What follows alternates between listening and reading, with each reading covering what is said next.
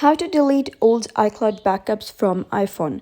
Hello guys and welcome back to the channel. In today's video, I'm going to give you a step-by-step guide on how to free up iCloud storage by deleting old iPhone backups directly from your iPhone settings. So let's get started.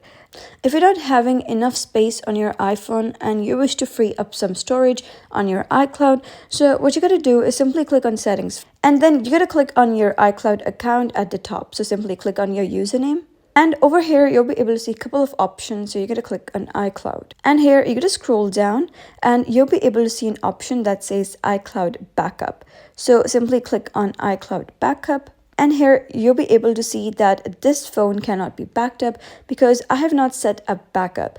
If you're having backup on multiple devices, you'll be able to see all of those backups displayed over here. Right now, I don't really have any backup, but if you do have backups, they would be over here. So if you wish to delete the old iCloud backups from any other older phones, all of the phones, iPhones, iPads, all of the backups would be here. So you can simply click on that and then you're going to click on delete and then you're going to confirm your selection. And after that, the backup from that specific iCloud device would be deleted. You can continue doing that if you have multiple iPhones or multiple iPads over here.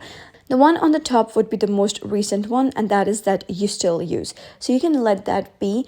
And apart from that, you can remove all of the other devices from the backup list.